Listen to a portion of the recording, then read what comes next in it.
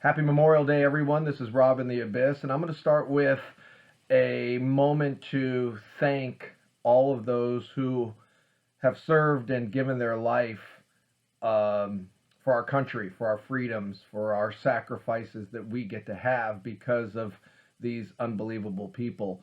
So I want to take a moment to remember all those who have fallen and also take a moment for those still deployed and still serving and still out there, the men and women that keep us safe and keep our freedoms. I'm actually wearing a shirt from 1776 United that is a special limited edition remembering those who are still deployed. But, on this Memorial Day, take a second and think about the people who have given the ultimate sacrifice for the ultimate freedoms. Moving forward, today I'm going to start a new segment, which is going to be covering my favorite film and favorite album of each year that I've been alive. As many of you know, I turned 50 a few months ago in February, which I like to call Robuary.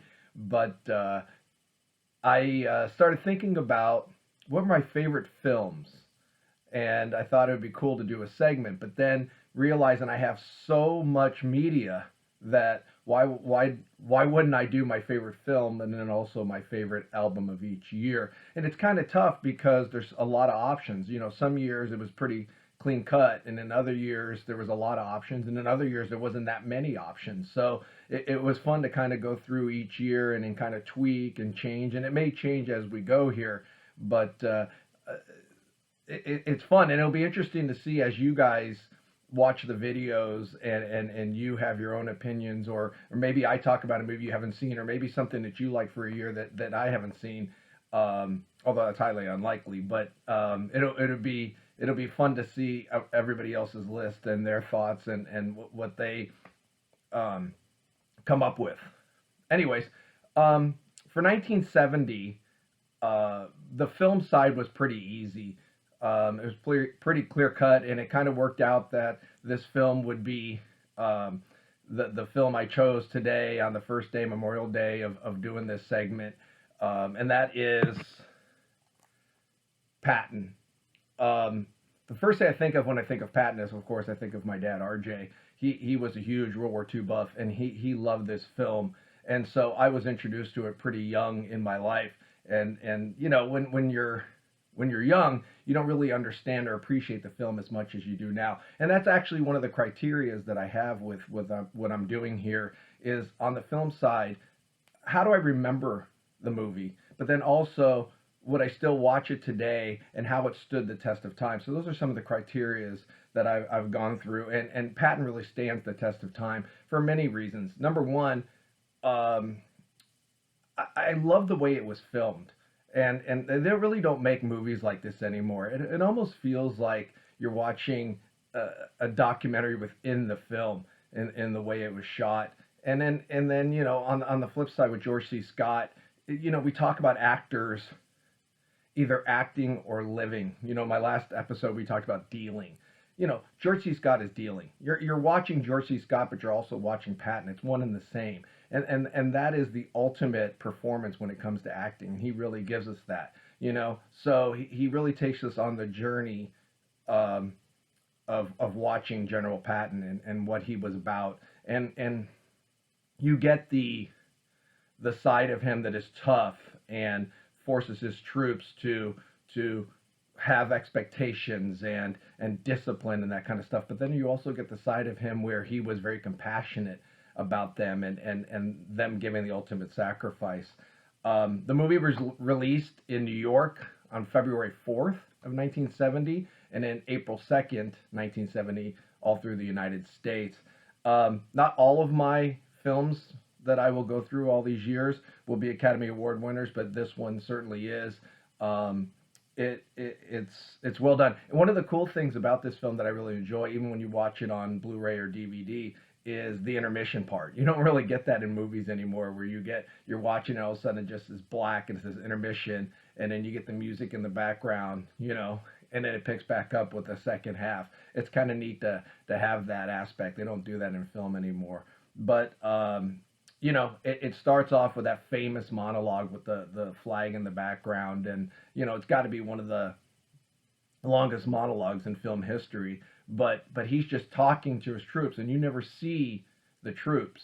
You just see him, and he really just takes his time, and he's talking to the men, and it's just really well done. It's natural, it's conversational. You don't hear dialogue, and it stood the test of time. You see that clip used in other movies still today, which is you know paying homage to an amazing moment in film history. A couple other tidbits about this film. The story was co-written by Francis Ford Coppola, which I don't know a lot of people know, and it was also based on a book and also memoirs of General Omar Bradley, who also had a hand in um, the movie itself. So, you know, General Bradley was with Patton quite a bit through um, that period of World War II, and that it makes me feel like we're getting pretty accurate information about this film. So it is quite the journey, not only from the standpoint of the story of him going to North Africa and then pushing through Italy um, on his way to Sicily, but it also gives you a great acting performance. Everybody's great in it, but George C. Scott specifically really hits it out of the park with this film, and it's just a no-brainer to be my favorite film for 1970. So check it out if you haven't seen it, and if you have, rewatch it. On the music side, and the criteria for music are a little different, right? Same kind of thing from the standpoint of how it was when I first heard it, and then how I listen to it today. But then also the other criteria is, can I listen to it from start to finish without skipping any songs? If I have to skip a song, then it's not going to be my favorite album for that year. And whew, it was tough. It was tough. There was a few options with the music side, and it came down to Black Sabbath Paranoid, which I think is an amazing record, and then this one. But just thinking about listening to it and how it plays from start to finish, I went with The Doors' Morrison Hotel. This was released February 9th, 1970, so pretty close to Patton. And it's a really good album, and I'll tell you why. I'm not a big hits guy. I like the hits, but when I listen to an album, I really like the album cuts. It just seems to me that the album cuts are just stronger in albums than the hits. As much as I enjoy the hits, the album cuts are deep. And this one has Roadhouse Blues, which was the biggest hit off of this album, and then Waiting for the Sun, which was still a big hit. You'll see it on the greatest hits, etc. But beyond that, You Make Me Real, the legendary album cut Peace Frog, you have Blue Sunday, you have Queen of the Highway, you have Land Ho, Indian Summer, many album cuts that just make this album flow, and it just all kind of flows together. It's really, really well done. It's one of my favorite Doors CDs or albums that they have.